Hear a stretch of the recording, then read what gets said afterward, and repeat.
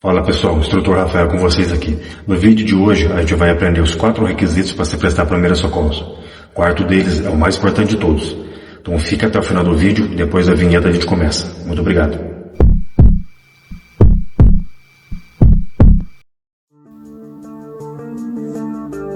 Fala pessoal, seja bem-vindo ao canal do instrutor Rafael. Meu nome é Rafael de Oliveira, sou instrutor, já fui condutor socorrista. Hoje trabalho na área de segurança, pretendo voltar para a área do APH. Dou aula de socorrista, pela Escola Amparos, a minha escola que eu fundei. Minha escola é credenciada pela HSI, minha escola é um centro de treinamento, Eu dou alguns cursos da HSI, como o EMR, o BLS, controle de hemorragia. Sou credenciado pelo comitê do TEC também, eu sou instrutor do TEC. Instrutor Stop the Bleed, que é um cursinho de primeiros socorros aí em controle de hemorragia, tá? A minha escola também dá o curso WFA, que é primeiros socorros em áreas remotas. E eu deixo uma parte do material aqui no meu canal na internet, vai estar nas playlists, tá? Se você clicar na playlist e não tiver alguma coisa, em breve vai começar a ter. Então já peço que se inscrevam, tá? E sempre venham. O YouTube, pessoal, ele não fica recomendando meu vídeo, infelizmente. Meu canal é pequeno. Porém aqui, pessoal, eu vou deixar várias playlists de alguns assuntos. Vão ter várias playlists do BLS, vai ter playlist do controle de hemorragia, do MR, WFA. Essa aula aqui, os 4 requisitos para se prestar primeiros socorros, é uma aula que vai ficar no setor de vídeos, tá? Não vai ficar em nenhuma playlist, porque esse vídeo é um vídeo que eu sempre coloco antes de qualquer curso pago, que é para a pessoa ter uma noção do que ela precisa ter para atender primeiros socorros, ou trabalhar com APH. Isso aqui também serve para o APH. Então, pessoal, os 4 requisitos para se prestar primeiros socorros. Vocês já pensaram nisso? Já pararam para pensar que existem requisitos para se prestar primeiros socorros? Ou para se prestar atendimento pré-hospitalar? O primeiro requisito, pessoal, é boa vontade. Boa vontade consiste em você ter aquela vontade de ajudar o próximo, uma pessoa que você não conhece. E isso é muito nobre, pessoal. Você colocar a mão numa pessoa que você não conhece, você colocar a mão para ajudar colocar a sua mão numa pessoa que está com uma fratura, com sangue, ou que está tendo uma convulsão, ou qualquer coisa que seja. Tá? Você tem que ser uma pessoa muito nobre de coração. Prestar primeiros socorros, pessoal, talvez vocês não saibam o valor que é isso, mas o parente de uma vítima sabe. Uma vítima sabe.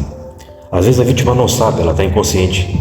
Mas você pode ter certeza que a pessoa que ama aquela vítima, ela sabe o valor que tem a sua ajuda. Pode ter certeza disso. Talvez ela nem te agradeça, tá? Não espere agradecimento de ninguém. As pessoas não são gratas. Mas no fundo, tá? A pessoa que ama aquela vítima, no fundo, ela sente um alívio. O amor da vida dela ter sido ajudado, ter chegado em casa vivo, ter sido hospitalizado, graças a uma pessoa com boa vontade que viu aquela pessoa numa situação de emergência, foi lá e ajudou.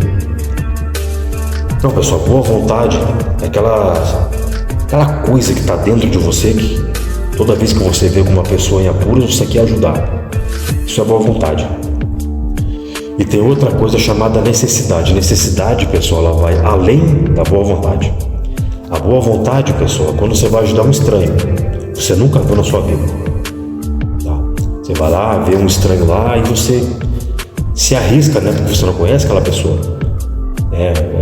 Você vai lá, você tem que estabilizar a cena, deixar uma cena de acidente segura, onde você não conhece, onde você está se arriscando, numa cena de acidente, por exemplo. Daí você ajuda aquela pessoa. Então realmente você tem que ter muita boa vontade. A necessidade vai além disso. Onde que entra a necessidade? É quando a situação acontece com a pessoa que você ama. Pode ser o seu filho, seu pai, sua mãe, sua esposa, seu marido. Imagina você estar de noite na sua casa, seu filho se engasga. O que você vai fazer? 3 horas da manhã, o que você vai fazer? pegar o seu filho e vai sair na rua gritando, até alguém acordar, pessoal, e fazer e se dar conta do que aconteceu, teu filho vai entrar em óbito. Tá? Então a necessidade quando você precisa ajudar alguém que você ama, porque daí você tem um elo emocional com a vítima. Na boa vontade não, na boa vontade você não conhece a vítima, você quer ajudar porque você é bom, resumindo, você é bom. A necessidade não, a necessidade é que você não pode ver aquela pessoa morrer. Imagina você olhar teu filho se engasgando, ficando roxo, sem ar, se debatendo, ver seu filho tendo um choque hemorrágico, que você não sabe o que fazer, ninguém ajuda. É a necessidade, é quando é com alguém que você ama. Então por isso que a gente precisa ter o nosso segundo requisito, que é o conhecimento. Não adianta você ter boa vontade e você não saber o que você está fazendo. Então a gente vai em busca de conhecimento. Por exemplo, tem muita gente que diz, se eu ver uma cena de acidente eu vou lá e chamo o bombeiro, chamo o SAMU. Beleza, você já fez a sua parte. Em primeiros socorros, pessoal, você não é obrigado a colocar a mão na pessoa. Se você não é um profissional da área, você não é obrigado. Se você não está trabalhando, não está em horário de serviço, não está dentro da ambulância, você não é obrigado a colocar a mão numa pessoa. O que a lei diz é que você tem que buscar ajuda. Resumindo é isso, tá? Então, se você ligar para o SAMU, para o bombeiro, você já fez alguma coisa. Mas se a pessoa tiver uma hemorragia, uma parada cardiorrespiratória, não vai adiantar chamar o bombeiro, não vai adiantar chamar o SAMU. Pode chamar, chame, lógico, né? Acho que eu me expressei mal aqui. Porém, pessoal, muito provavelmente não vai dar tempo. Vou explicar por quê. Na hemorragia, pessoal, a gente tem uma coisa chamada tríade da morte. Vou dar uma pausa aqui e eu vou escrever o que significa cada um. Então, pessoal, para vocês terem uma ideia aqui, por que a gente precisa buscar conhecimento? Na hemorragia, por exemplo, a gente tem a tríade da morte, onde consiste em a perda de sangue, pessoal, ela causa hipovolemia. O que é a hipovolemia?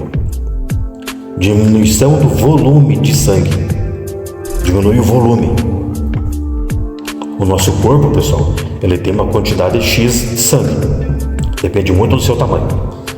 Tem pessoa que tem 60 quilos e tem pessoa que tem 120 quilos. Então, depende muito do tamanho do seu corpo, tá? Do seu biotipo físico.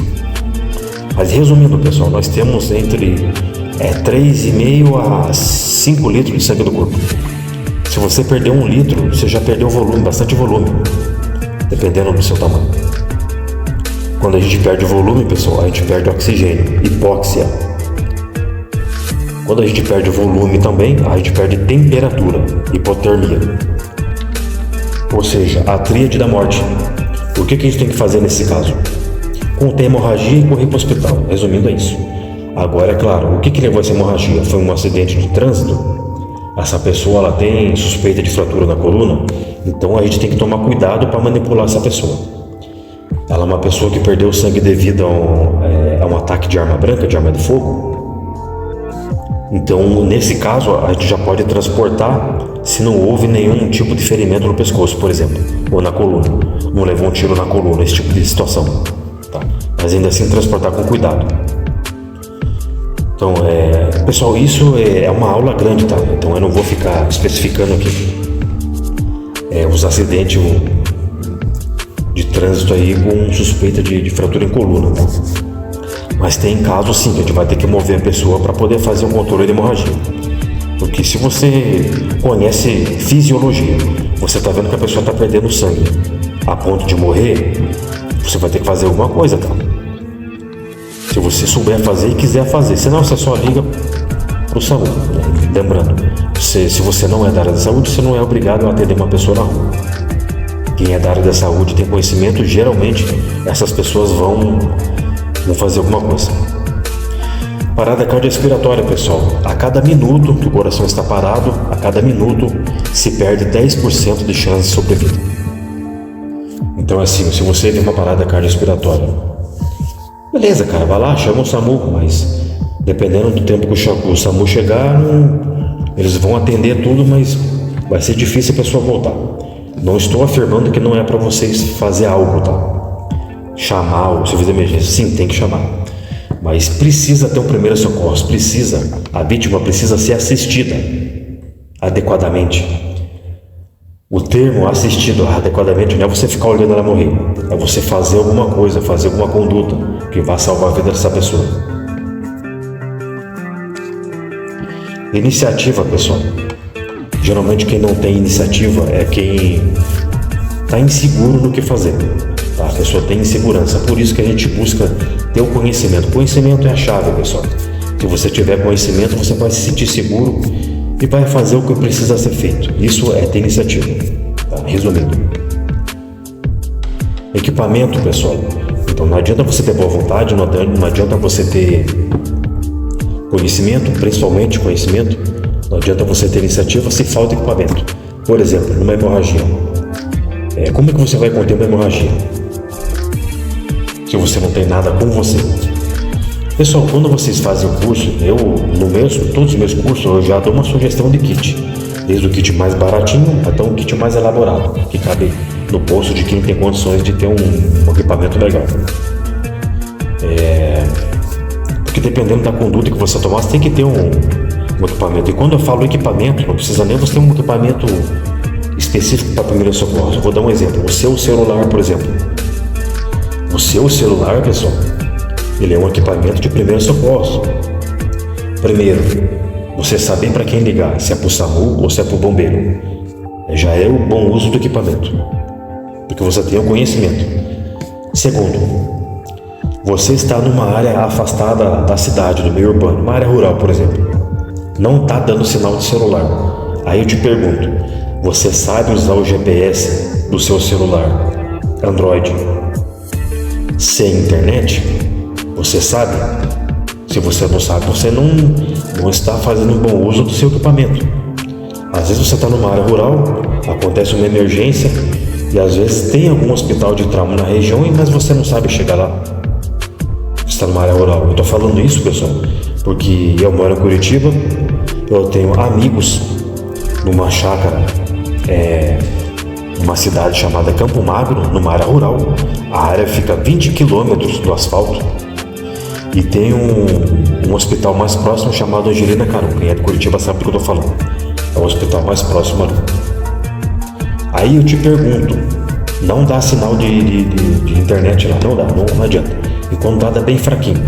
Tá? Se você errar um caminho, o GPS não vai ficar refazendo o caminho para você. Então assim, nessa área, pessoal, eu sempre usei o GPS offline. Por quê? Porque o GPS offline do Google Maps, ele vai usar o sinal via satélite. Ele não vai ensinar dados da torre do celular.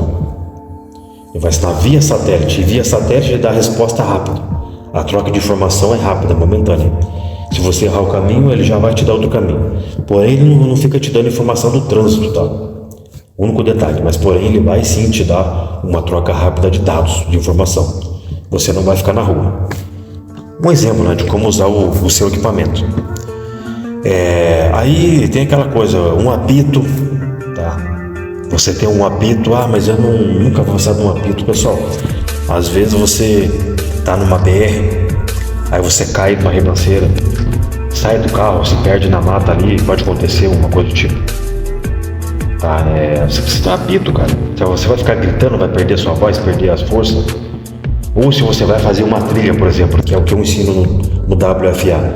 Nunca saia de casa sem um apito, principalmente fazer uma trilha. Em vez de você ficar gritando no mato, que o grito ele é abafado pela mata, use seu apito, tá? Porque você não precisa de tanta força para apitar e o som ele vai um pouco mais longe e é um som bem específico, onde quando tá aquele silêncio na mata as pessoas vão te ouvir. Porque quando você sumir, alguém vai te procurar. Então é isso, pessoal. É você ter um kit com você. Eu tenho meus kits, né? Preparado já. Inclusive no canal aqui vai ter sugestão de kit que eu vou colocar aqui. E agora a gente vai, pessoal, para mais um requisito. Eu não enumerei esse requisito, mas ele eu considero o mais importante de todos. Que é o equilíbrio emocional. Eu não enumerei ele, né? O quinto requisito. mas eu acredito que ele seja o requisito mais importante de todos. Porque tem gente que faz o curso de primeiros socorros, mas não é da área da saúde, não quer trabalhar na área, mas quer fazer um curso para aprender, para ajudar. E às vezes essa pessoa nunca teve contato com sangue, com acidente. E às vezes, pessoal, essas pessoas quando vão ajudar numa situação crítica, pode ser que leve aquele choque. Não tem nenhum curso que ensina você a ter equilíbrio emocional. Você precisa buscar dentro de você. Você precisa prática. Resumindo, assistam, pessoal, vídeos reais de acidente. Não que aquela curiosidade mórbida. Não, com o olho clínico. Assista com o olho clínico. No próprio YouTube tem bastante vídeo de gente do SAMU atendendo. Tá? Vocês já vão ter uma boa noção do que é um atendimento real. Não precisa você ver as vísceras da pessoa. No Instagram, pessoal, tem várias páginas de gore. Não estou aqui recomendando a vocês verem isso, pessoal.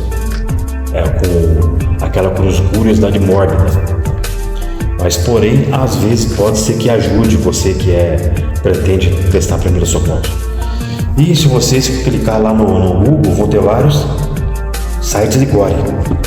Tá? Que tá lá, tá na internet, tá público, né? Então, tenho a curiosidade de assistir com olho clínico. Presta bem atenção no que eu tô falando. Com olho clínico. Não com curiosidade mórbida. Curiosidade mórbida não leva a nada. Só vai deixar você doente. Com olho clínico, quando você vê um vídeo de acidente, você analisa aquele acidente. Você vê aquele acidente e fica analisando ali como que seria um atendimento inicial trauma naquele vídeo ali. Bom, pessoal, então é isso, tá? Eu espero que vocês tenham absorvido esse conteúdo. Espero que vocês gostem do conteúdo aqui do canal, tá bom? E é isso aí, até o próximo vídeo.